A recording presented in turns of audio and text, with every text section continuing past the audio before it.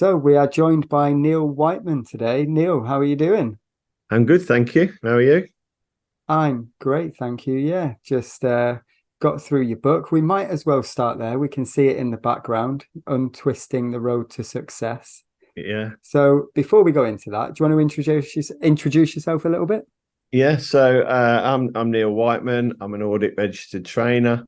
I deliver standards check training. I deliver PDI training, standards check rescue, PDI part three rescue.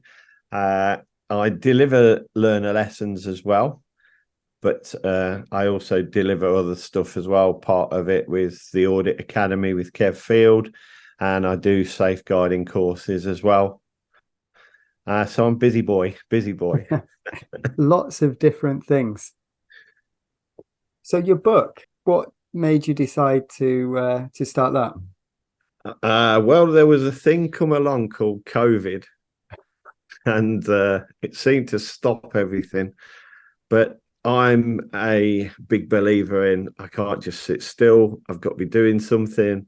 So I decided that I'd been looking around. I'd looked at all the other training materials out there, and there was a lot of books that had quite a lot of intellectual words in them that people don't always understand, or just look at that and think, I can't be bothered reading that, it's too long.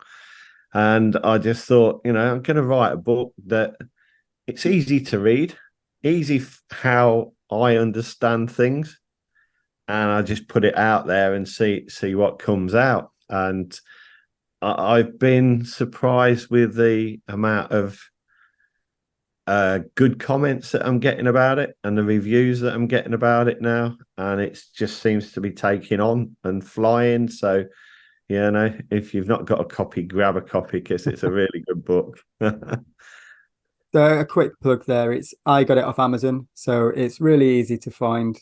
Um, I've read through it.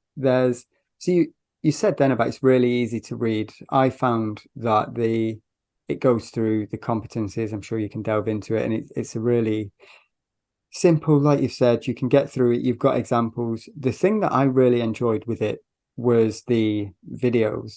Do you want to Mm. talk about that a little bit with your book? Yeah, so the videos were just like to back up the sort of things that I was saying in the book. Uh, it was a great time because I actually took a learner that was still learning at the time. And I said to her, look, do you want some free lessons? I want to record these. Let's go and spend some time and do this. What do you think? And she was up for it. And it become really natural because it was a proper learner and an instructor.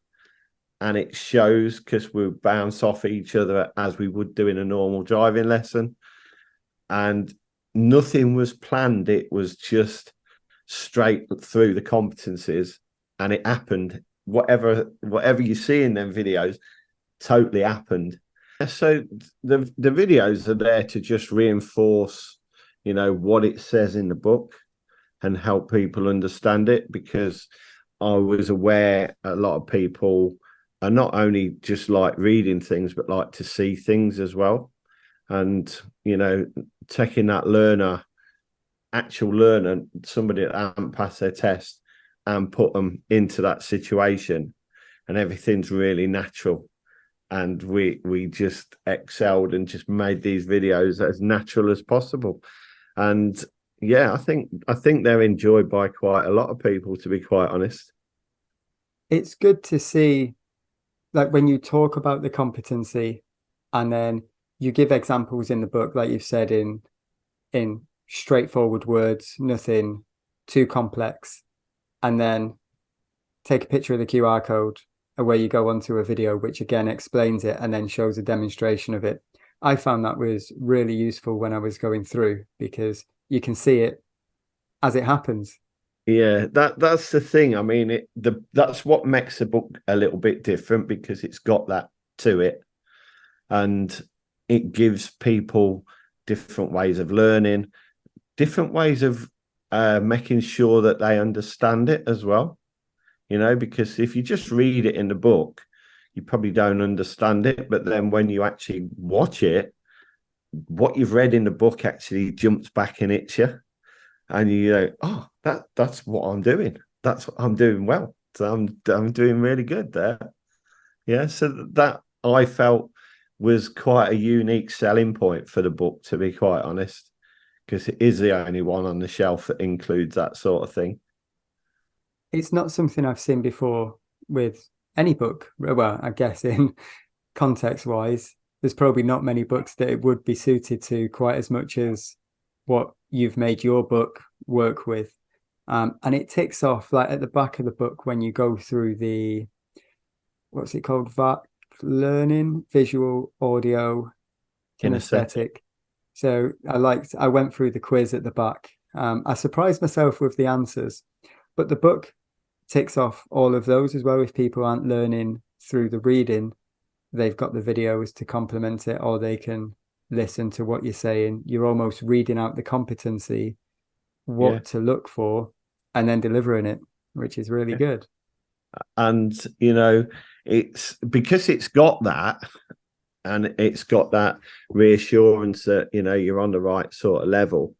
It also allows you to probably study the lesson planning, go into the car, work through the lesson planning, understand it, do what you need to do with the pupil, come back, reevaluate, reflect on it, and say, right, okay, that's sorted now. I know what I've got to do with that. Now let me move to the next bit. And it's created a bit of a continuous cycle, a bit like a manual. I'd like to think it's your best friend in the back of the car, because it's always there for you to look into and think, you know what, I'm doing this. I'm doing this right. Because there's a lot of times out there when you sat in the car and you think, God, am I doing this right? Why am I getting these sort of issues? But you can actually read the book again and think, actually, that's in line with what I'm doing. It's right. I am on the right track. Yeah. So I don't know if you found that at the moment or not.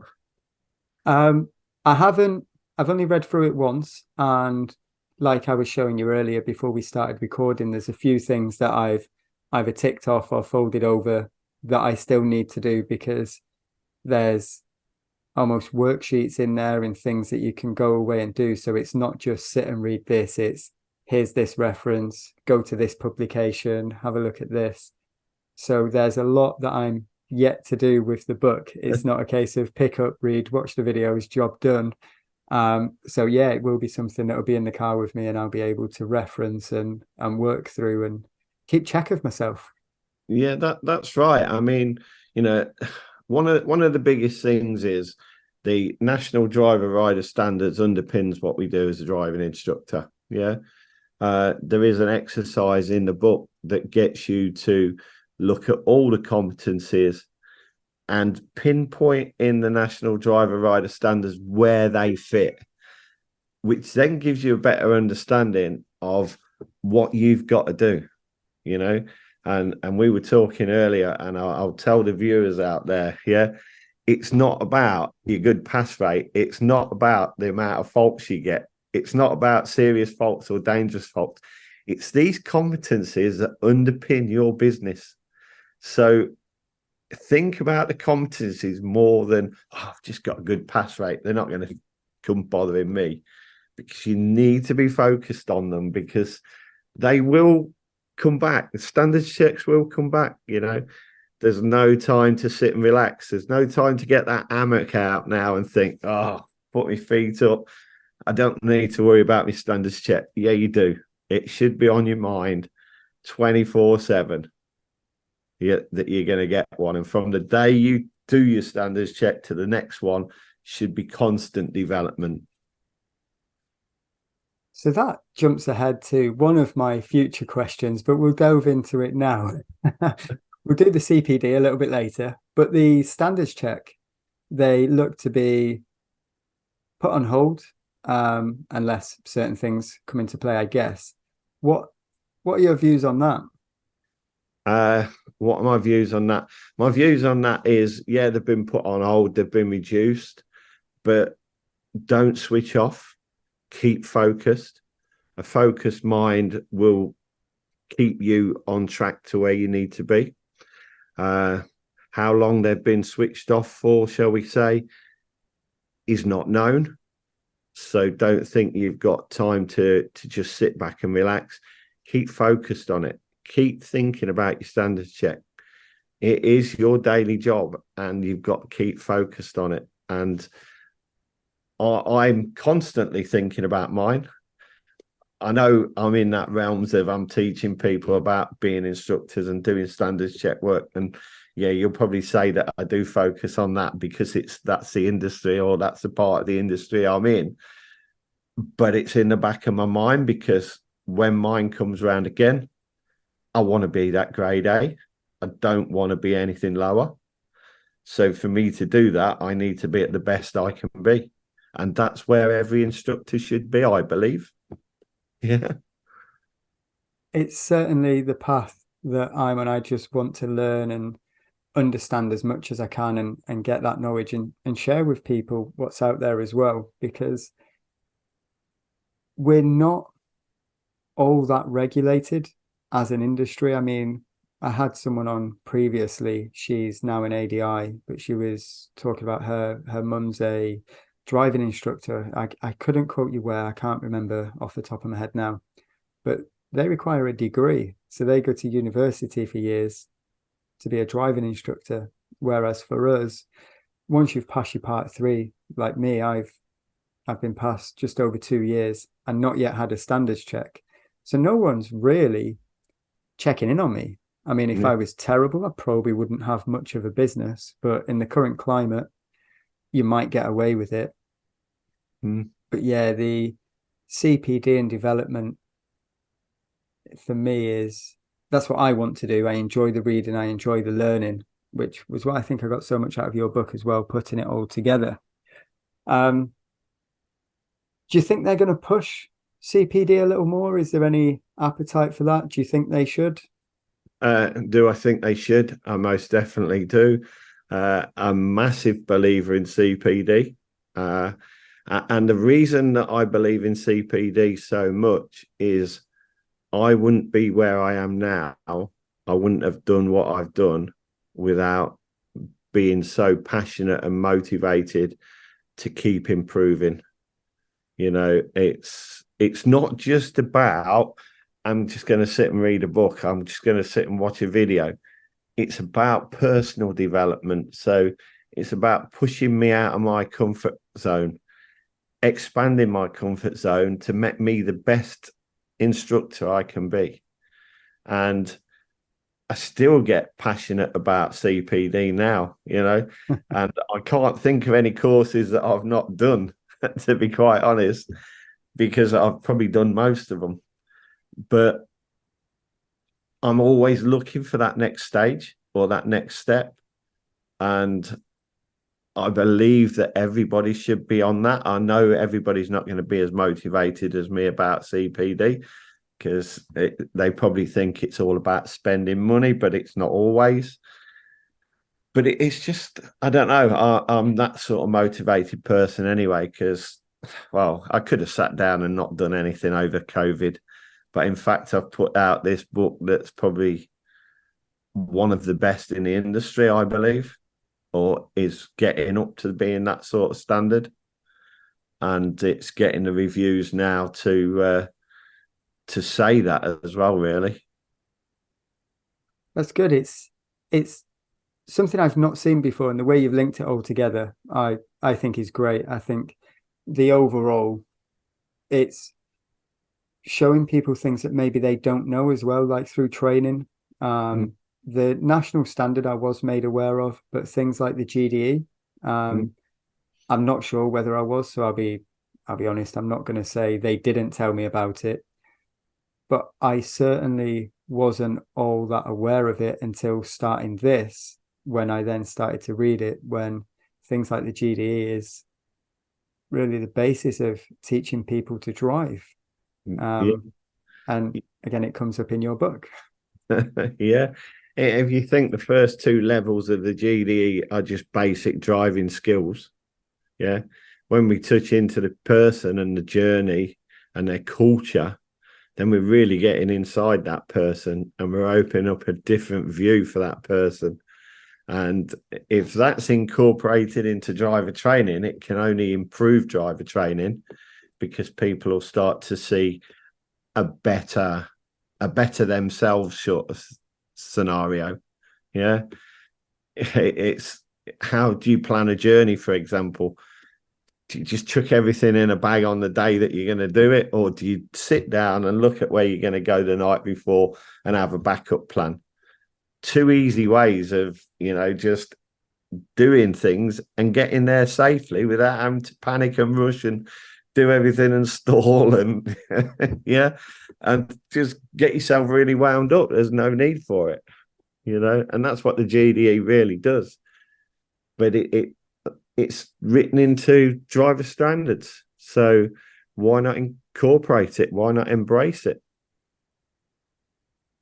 Definitely. And yeah, I found it fascinating when I was going through.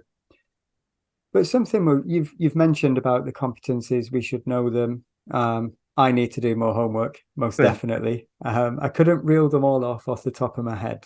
But with things like the standards checks or the part threes, where do you think people normally fall short, or what in your experience do you see people struggling with? Certainly, people fall short with the first one, lesson planning. They don't set the goals specifically for learners. They get mixed up with the needs and their abilities and their experience, which ultimately has a big part of it. They also don't understand the routes, what sort of routes they need to take. A lot of ADIs tend to do big routes and give themselves too much to do, whereas just one small route will suffice, as long as there's opportunities to adapt it if it's going really well, or bring it back down if it's too much for the learner to do. So it's understanding how that all ties together. And the biggest thing, and I know I've said this before, but the competencies are our bread and butter. They are what we're marked on. Yeah. We should all know what the competencies are. Every day we should have the 17 competencies it is in our head. Yeah. And we should then be able to understand them a lot better if we've got that milling around and we understand them, because it will make the job a lot easier. And it does make the job a lot easier. Yeah. But then you've got going into the risk management as well, because a lot of ADIs seem to know what's in the surroundings, but don't know what the pupil's doing, or they know what the pupil's doing and don't know what the surroundings are. And that lowers marks as well, and I'd like to think that I've covered everything in the book. Well, I know I've covered everything in the book, but just to help people understand it a little bit more, So with the competencies, like I say, it is your business. Yeah. It's not your pass rate, it's your competencies. You need to know your competencies. And you'll hear me bang on about that if you ever have any training with me as well. I'm going to go and read your book again. And next time we speak, I will have the competencies and I'll be reeling them off for you. But that made a huge difference to me. I know I've said it before, and I said it to you earlier. The competencies, when I was preparing for my second part three, I had a form with all the competencies, and like I say, I had a comments box next to it. If I hit the competency in the lesson, great, tick it off. If I didn't, explain why, explain what I need to do. And I think that helped me going into my second one, because by the time I'd done that and listening to what you said here, it wasn't just that I was working on my weaker areas. I was also gaining an understanding of each of the competencies to then be honest enough with myself as to whether I hit it or not in that previous lesson. I should have picked it up then, that it was massively relevant. But people don't. That's the thing. When I'm training PDIs, and I said this to you earlier as well, but when I'm training PDIs, I get them to sit in the back and I'll deliver the lesson, and I'll give them a sheet with the competencies on, and I'm not going to say to them which ones did I cover. I say to them, tell me which competency I missed, because if they see in the ones that I've missed, they'll understand it a lot more. Yeah. Yeah, an interesting way to look at it. So they have to understand it to be able to know what's being missed. Yeah. And that way they'll focus on that one then, and they'll read about it and they'll put time in on that one, and then we'll do it again, and I might miss another one that's totally different, and that's how they start to learn, because they put the two together and they all interlock. Every competency interlocks. Yeah. So where you score highly in one, and you're going to score highly in another one, if you score low, you're going to start to score low in quite a lot of them. So if you understand the competencies and how they work, and can recognize when somebody's missed one, then you getting to the point where you're going to be okay with them. That's something that took me a little bit to realize, and now it makes complete sense. And I've seen a few questions on social media about that. I'm glad you brought it up, the competencies being linked.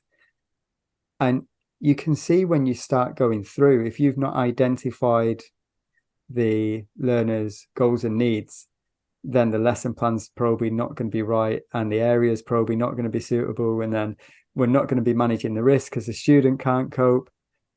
So it's just either a spiral in a good way because you're ticking everything off, or we're going the other way. You've dropped points here.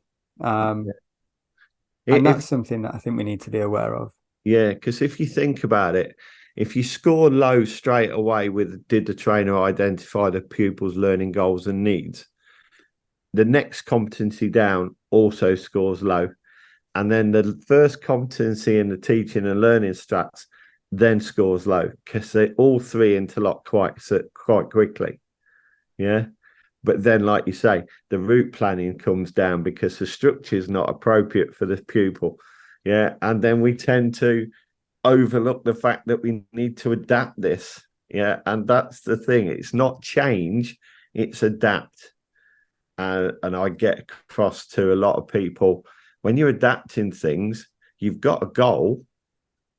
And like I've put in the book, I wanted to run 5 miles and I started doing it, but my body says, yeah, I can't do it. So I have to break it down. To get to 5 miles, I've got to break it down into sub goals.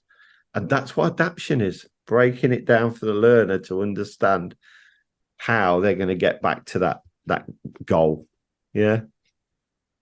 I lost points on the adapting.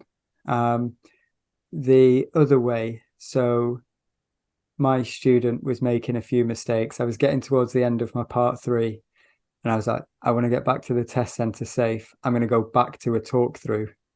So I went back to a talk through all the way back to the test center, and I dropped a couple of marks on that because I'd adapted, but in the wrong way. I didn't need to go back to a talk through, and that was the examiner's feedback. I've mentioned it previously. She said that he might have missed a few mirrors and whatever else. She was like, but you didn't need to go all the way back to a talk through. We maybe could have made it back on some prompts, or so that was where I dropped points. But the other way, I think I don't know how you'd word that, maybe over adapted, overcompensated. And I was like, right, we've got 10 minutes left. Let's make it back to the test center safely. And that was when I switched from making it about the student again to making it a little more about me. And that was where I dropped a few points. Yeah. And that's where a lot of people don't really understand that adaptation is. It's not about just changing the lesson completely. It's about what the adaptation's required to help the learner and their needs to get to where they need to be.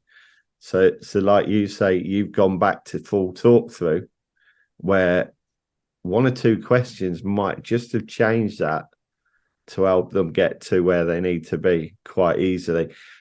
And you were sat in the back and watch that back, you would think, oh my God, yeah, why did they do that?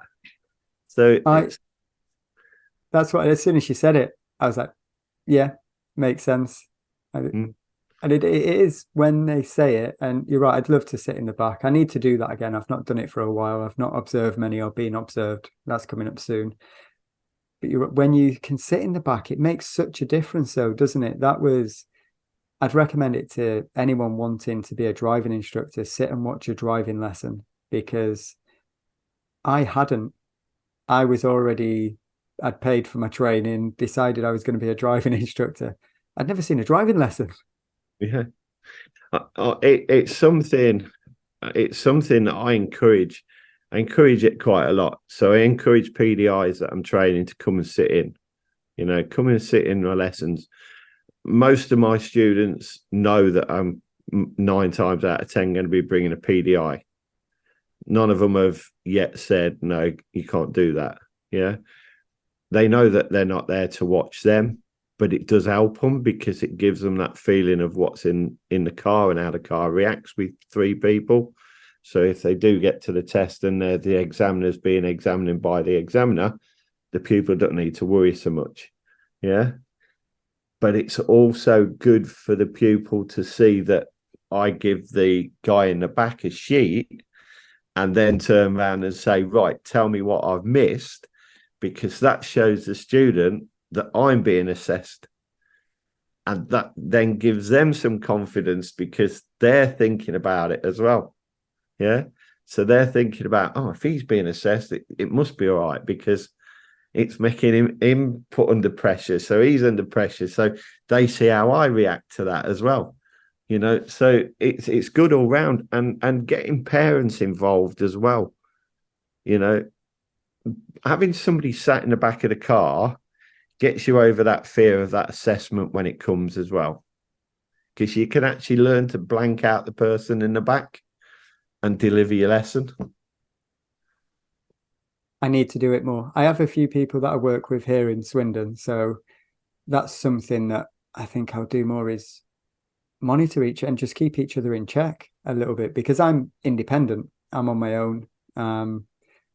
So in all honesty, I'm probably not going to get checked again unless something drastic happens with my test results for the next few years, until they catch up with everyone. But I offer it to most students. I do see comments coming up occasionally. I've had a few students ask about parents coming in the back, and I've offered any parents that I talk to, I'm like, yeah, you can sit in the back, have a watch, see what we do, because it'll help us work together with their parents so I can find out what's working with their children. But for me, and more importantly, if they're out in private practice in their car, they can see what they need to work on so that they don't need to spend as much time with me. They can go and do it in their car. Yeah. And that's right. I mean, a lot of parents get a lot of benefit out of sitting in with a driving instructor because they learn things as well. You know, it's the classroom's massive. It's not just inside the car; it's outside the car as well.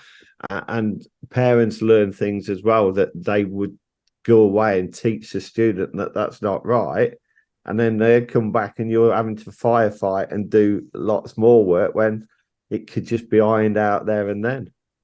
So it's brilliant. Get people in the back. Get people to watch you and start to tell you what you've missed as well. It's brilliant.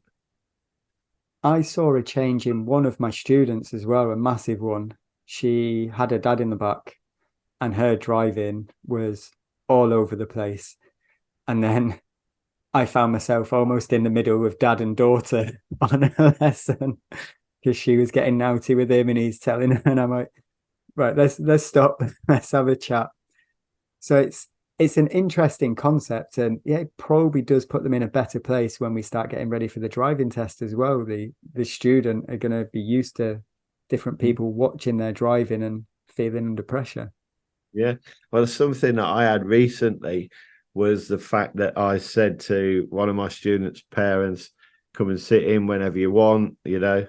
And I turned up one day and I knocked on the door. They opened the door and they said, "Oh, it's all right if we come with you, is it?" And I went, "Oh, yeah, okay." And both of them come, and that was really good. Yeah, because the student had both their parents in the back, me in the front, delivering the lesson, and the student actually said to me at the end of the lesson, "What a crap lesson that was." And I said, "Oh, why is that then?" She went, "Because I couldn't stand the bickering in the back from them pair that made my driving deteriorate." And I thought, brilliant, what a great life lesson. What happens if your friends are in there? What would you do differently with your friends? And that gave her a real good realization. And now she's flying just from them two people sitting in the back. Makes a huge difference, doesn't it? I try to encourage it. I've not had many people take me up on it. Like I have the occasional student. I know some people complain about it, but I don't mind. They'll ask if they can finish at their friend's house or if they can finish a lesson somewhere else. And for me, as long as I can get to my next lesson on time, I don't really mind. If it's a little bit further, I'll be like, well, we'll have to finish a little bit earlier so that I can still make my next timing. So I don't mind too much. It's that real driving. It's okay. Tell me how we're going to get to your friend's house. Mm. I don't know the way. Well, what will you do when you pass your driving test? I'll put it in the sat nav. Let's do that. Yeah. But then I'm like, should we pick your friend up and you can take them for a drive? No, they're not watching me driving. But I think it's better to get it in with us rather than the day after they pass and they've got their friends encouraging them and everything else that goes on with teenagers. Yeah. Yeah. A big one for me is I like to turn the radio up, turn the radio on, turn it up, turn it up, turn it up, and just say to them, "Tell me when you can't deal with it." And just keep turning it up until they say, "Switch it off." Yeah. Because that's what their friends will do. They'll distract them, and they might as well do it in this environment now than wait till later. So, I'm going to try that. I'm going to start adding that into my lesson. I do have a couple of students that have their own playlist. They put it on and it does creep louder. You can see them controlling it on the steering wheel. It gets a bit louder and a bit louder.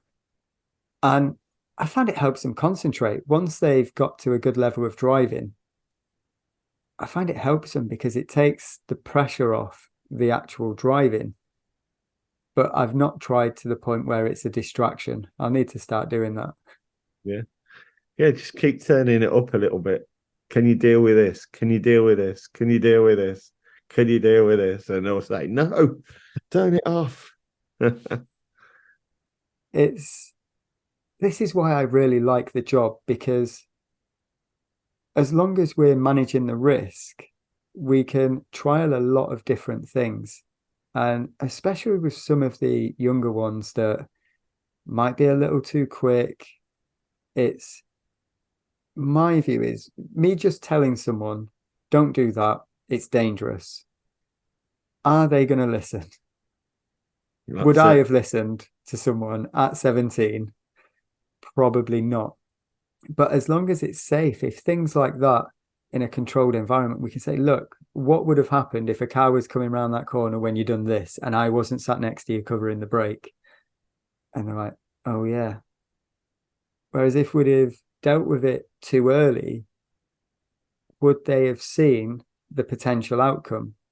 It's trying to find that balance. I'm not sure whether I've got it right or wrong, but it's certainly something I'm trying to develop to give them the most real experience that I can before they're driving on their own with their Mm, mates in the back that have maybe had a heavy Saturday night or something and they're designated driver.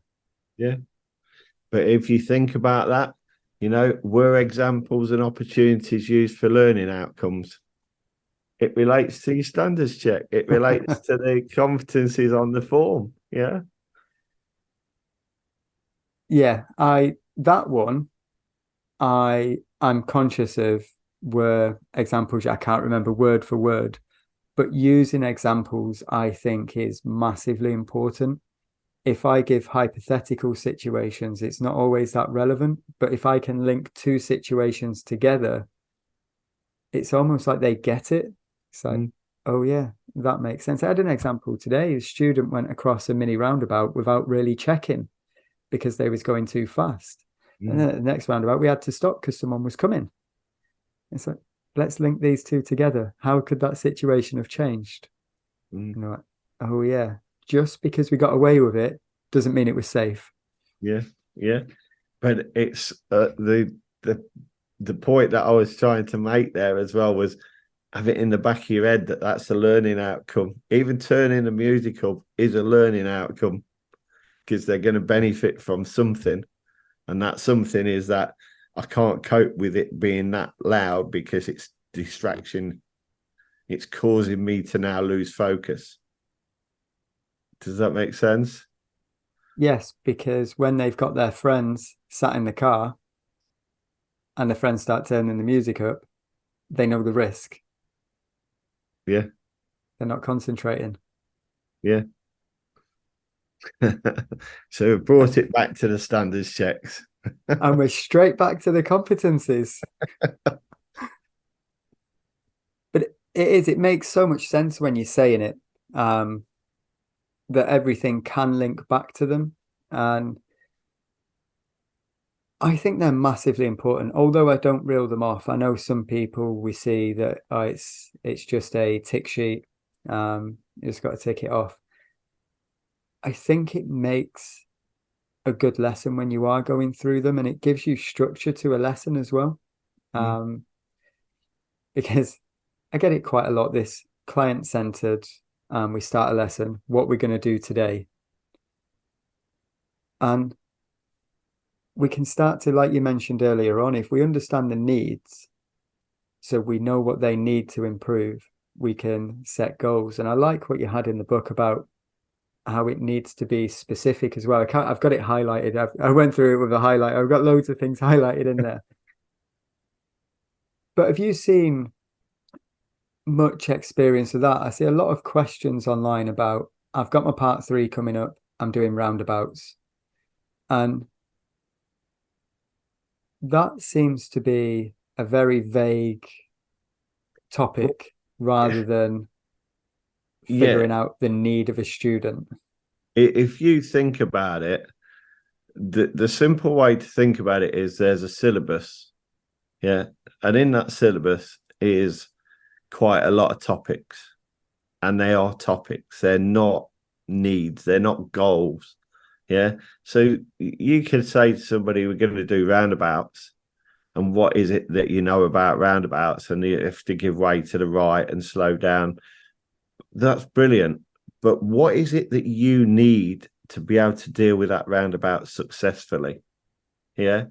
What's going to cause you to control the environment rather than let the environment control you? And that's a saying that I use quite a lot to my students. Yeah.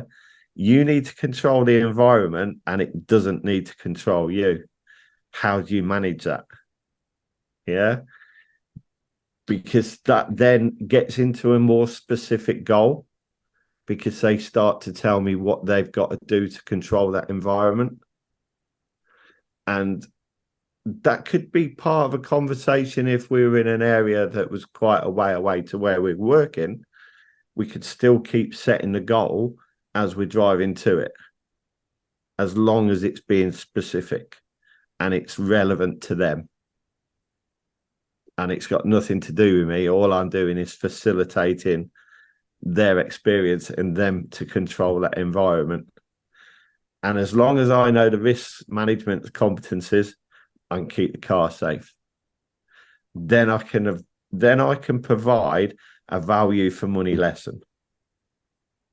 Does that make sense? Completely. And the bit that stood out there was the what. What can we do? What are we going to do? So you're not telling the student what they need to do. It's you're asking them. And I found that made a huge difference with my lessons when I started delving into the questions, because that allowed, it gets us more specific, but it gets us specific on their needs rather than what we think they need. Mm. And I done an episode a while back talking about the questioning techniques And again, in your book, we'll keep referencing it. People might have switched off by now. Maybe they'll go and buy the book. But yeah, the questions on what are we going to do? Why do we need to do this? And the students direct the lesson for the most part. Because then you're getting their needs. Some students might struggle with speed on approach, some might struggle with where to look. But without those questions, like you said, we're just teaching this is what you need to do. We're creating a robot. They might pass the driving test, but if they drive outside of that town, are they going to manage? Are they going to be safe? Yeah. And that's the big thing, because, it's, you're going to get more from the student, and they're going to feel more involved if they're giving you the answers. If somebody sits there talking to me saying, you got to do this, you got to do this, you got to do this, you got to do this, I tend to switch off. Yeah. Even as an ADI trainer, if my PDI is saying you got to do this, you got to do it, I just go into a blank mode and just keep driving. Why? Oh, I want to drive. How I want to drive. And then they say, are you listening to me? Well, no, I switched off 10 minutes ago down there because you kept telling me. Had you have been asking me, I'd have been more involved. I would have been giving you the answers that you required to get to where we need to. And that's the bit that they don't see straight away. But it works. It opens it up fantastically once you start to get involved people.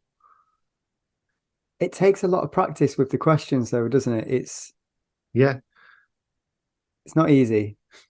It's not, and that's probably one of the hardest parts of the job, to get that. And I probably didn't get that till about 5 years ago, but that was again through self-development and learning that made me do that, because part of my qualifications is I'm a life coach. So once I started studying coaching properly, I understood it more. And I thought I was coaching by just asking a few questions like, what's the road sign down here and whatever. But once I started to study coaching, I really started to embrace it, and I've seen the benefits of how this was going to open up driver training for me and my students. And it did. And, every lesson now is fun, because there's something new coming into it every day. You don't go and think, oh, it's that again, it's that student again, because they're going to come with something different. And they're running the show. I'm just facilitating it.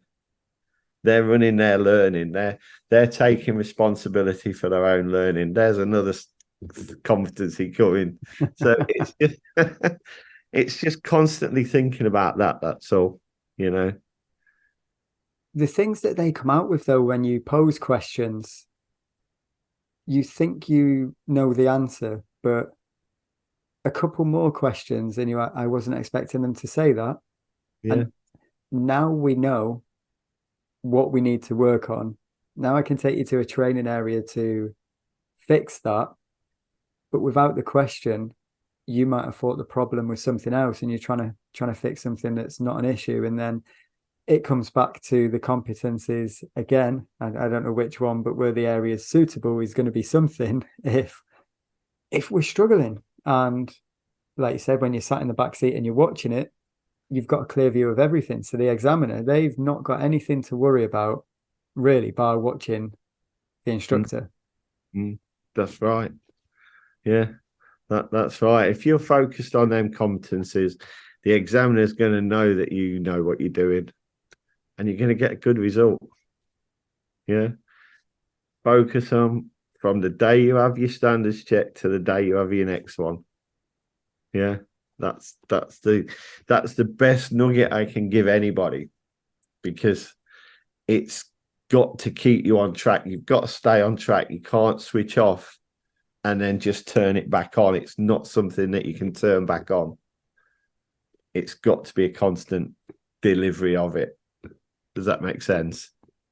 Completely. Yeah. And I'm not sure how the putting standards checks on hold is going to affect people with bearing that in mind. Like you said, you've got to keep practicing and practicing well, delivering a lesson and linking back to the competencies.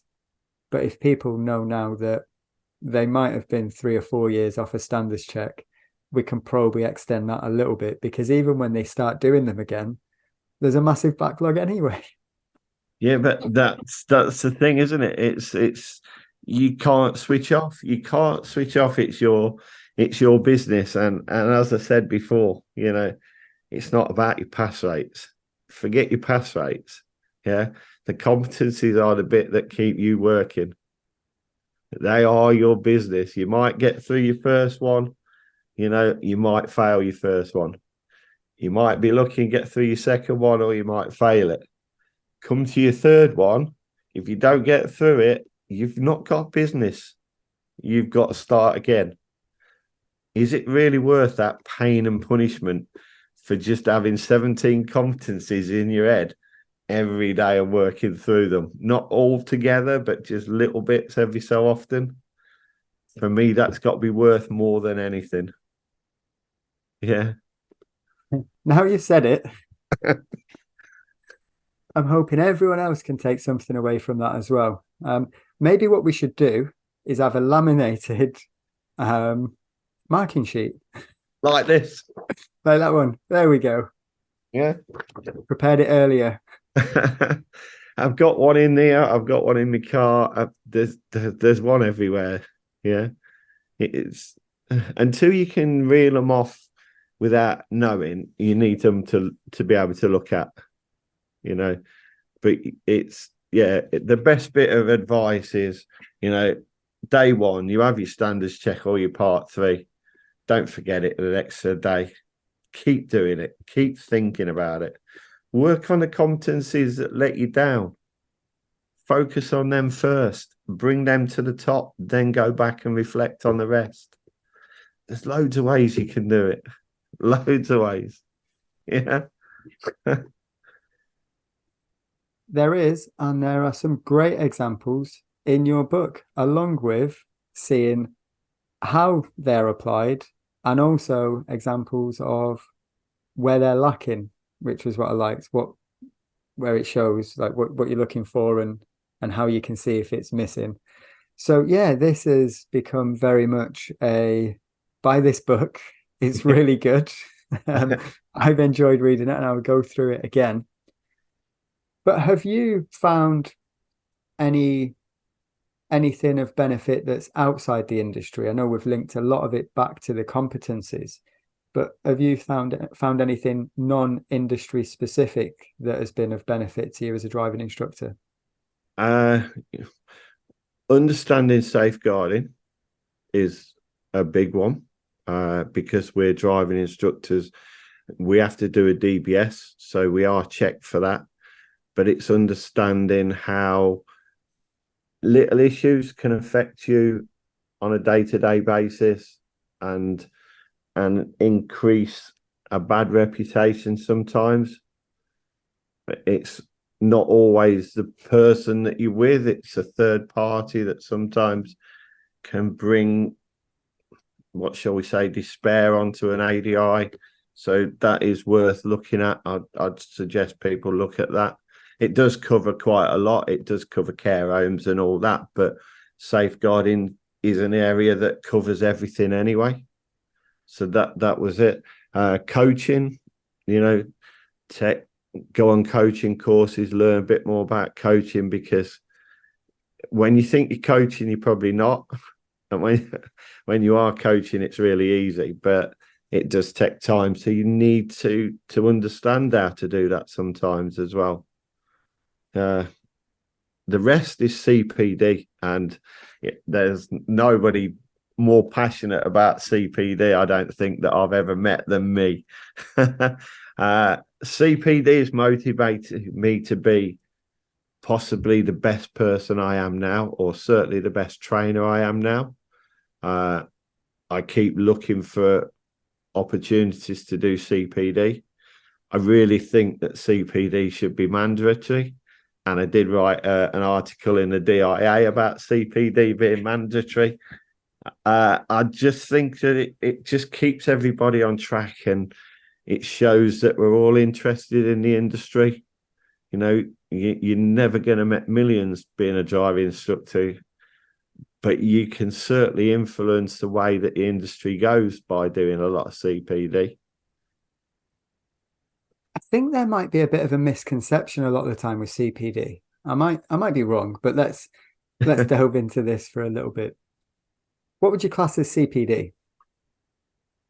What would a class of CPD? Self-development more than anything. So self-development is helping you understand things that could work for you. So for me, it was going and looking more at coaching. How does coaching come into my driving lessons? What can it do for me? How would it open up different avenues? Well, it allowed me to use questions in a different way and understand questions and get more of a response from the students rather than me just sit there and tell.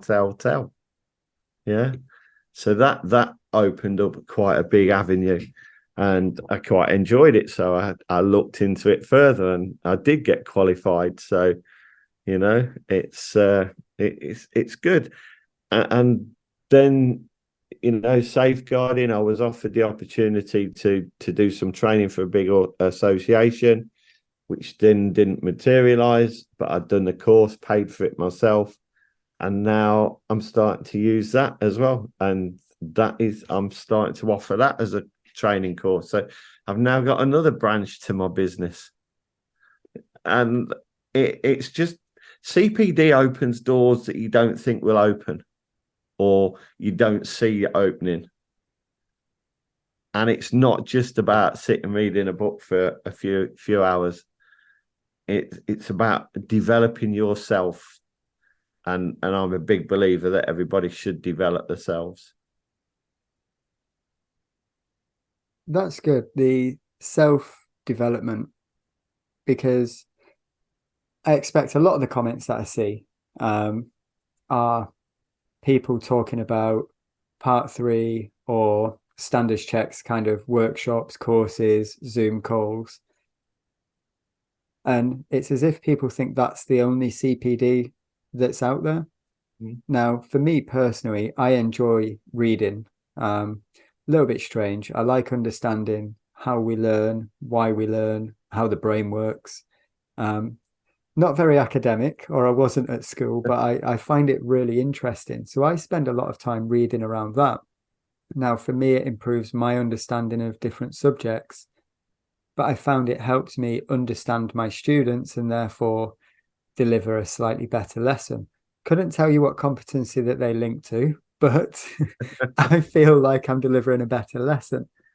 So I think, like you've said, it's about developing you, and the opening doors I'd not really thought of, but I expect the more I delve into this career, I'm going to be pursuing a lot more, getting on courses and seeing what's out there. There is so much out there from so many different people, different trainers, that it doesn't necessarily have to be something just about your next standards check. Yeah. The question that I've got for you is, did you see yourself doing this when you first become a driving instructor?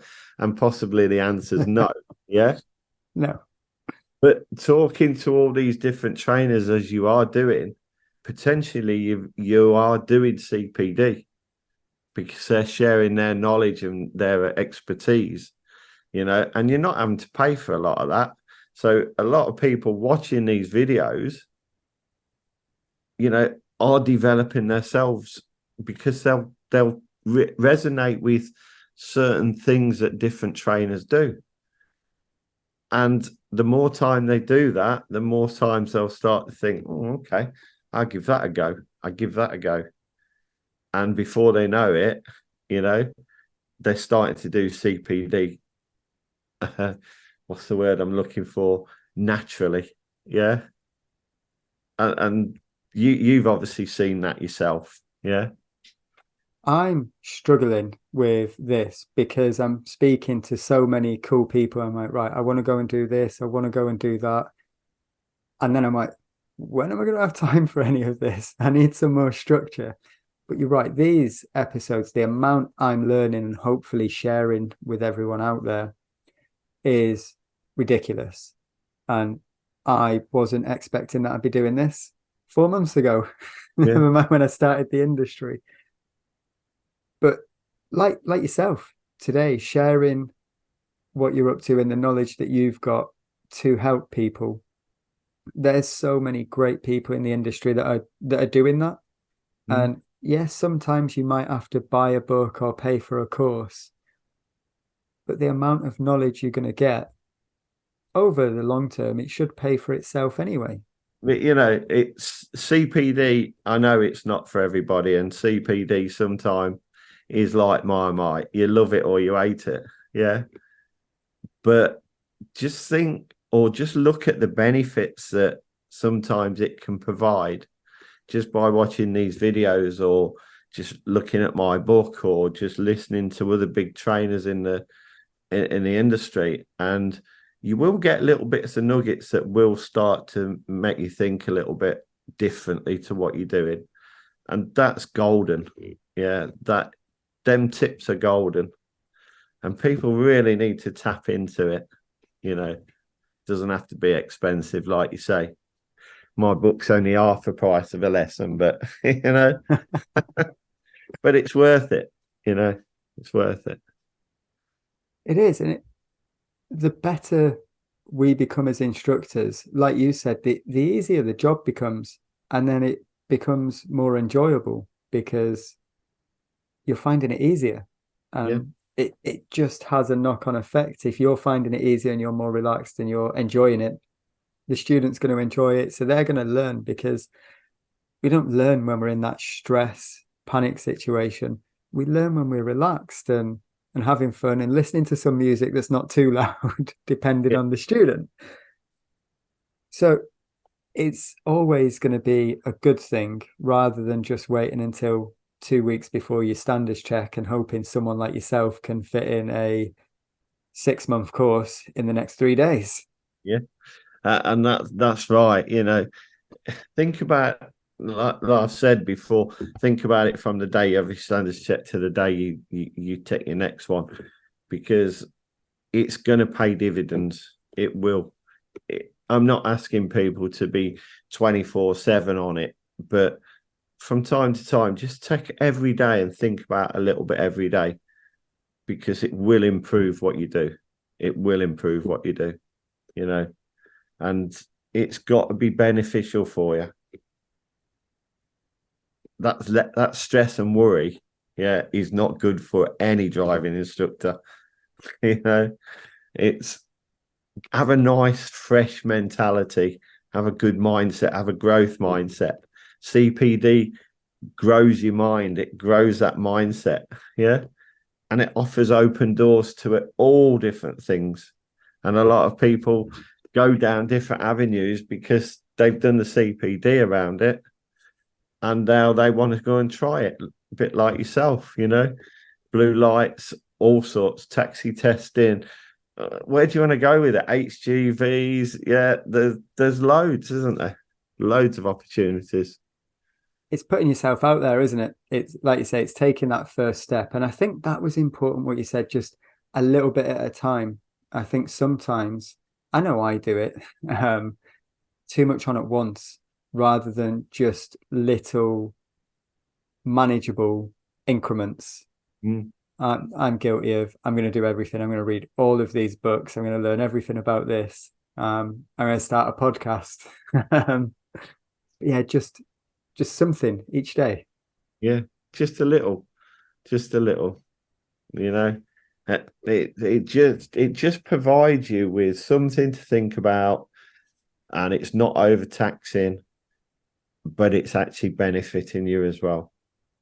And it's creating a better lesson, and it's creating an environment out there in your car that the student wants to engage in and wants to be part of and loves coming to your lessons.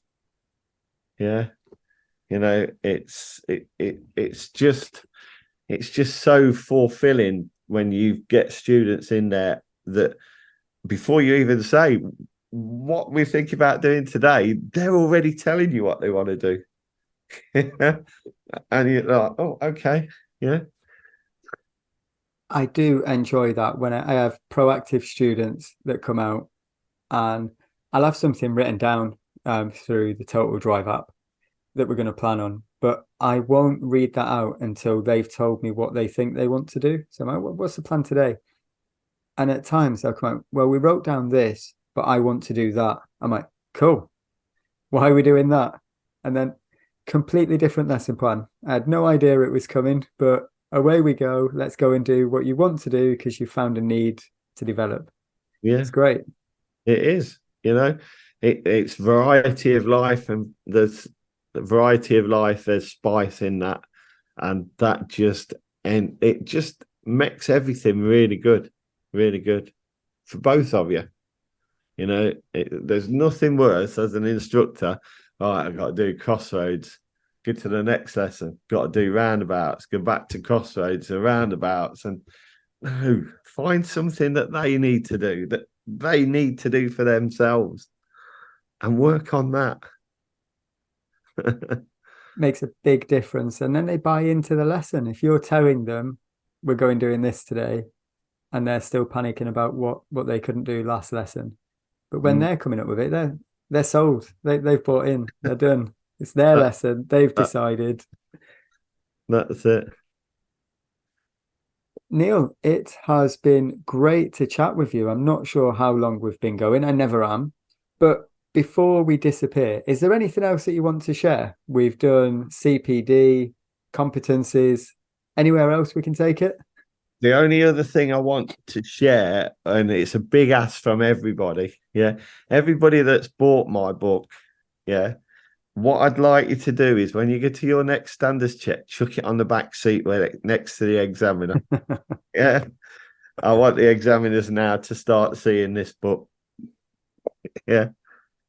So in about 3 years, when they start doing standards checks, we'll push this episode out for you. But no, I mean, I've sent a PDI with the book on the back seat, and I know the examiner looked at it because he questioned me afterwards about it. So that is brilliant. The more examiners I can get to see it, the better. I'll maybe leave mine in the test center when I'm next there waiting for a test. I had an ADI go to a test centre today, and he took his book and he was reading it in the test centre, and he sold two for me today. So that's brilliant. Yeah. Well, if you do commission, I'll put my link in the description. So, but no, But it's if good. anyone wants any more info from you, then where's the best place for people to find you? So they can find me on my website, Why to Learn Driver Training. They can find me on Facebook, Neil Wightman, or they can find me at Why to Learn Driver Training on Facebook, or LinkedIn, Neil Wightman. They can find me there. Other than that, they can message me privately if they want on Messenger. Not got an issue with that. So, yeah. Great. Any links we'll put in the description so people can find you. But thank you so much for your time tonight. It's been a pleasure talking to you. I really enjoyed your book. I'm looking forward to seeing what comes next as well. I can't imagine you're going to sit back and not do anything else. Well, what am I thinking of? I've actually thought of tales of being a driving instructor, because I've got loads of tales of being a driving instructor, but uh, mainly part two, because I don't think there's enough out there for part two. Yeah. So that's probably going to be the next one coming out. Yeah. What about part one? Where'd you stand on that? It's one of them, isn't it? I'll help anybody with part one. Uh, but it's quite a difficult thing to talk about or write about, because there's so much that needs revising for. But I'll certainly help anybody if they've got any questions around it. Yeah. But I think part two is probably the one that's overlooked the most, and Yeah. probably needs a bit more information. So keep your eyes peeled for part two book. We'll get you back on, eh? Yeah, I'm sure. So it's good. Well, thank you very much. Well, thanks. Yeah, anytime you want to come back on, if you've got another book to share, just let Yeah. me know. Okay. Well, thanks for having me anyway, 'cause it's been a pleasure.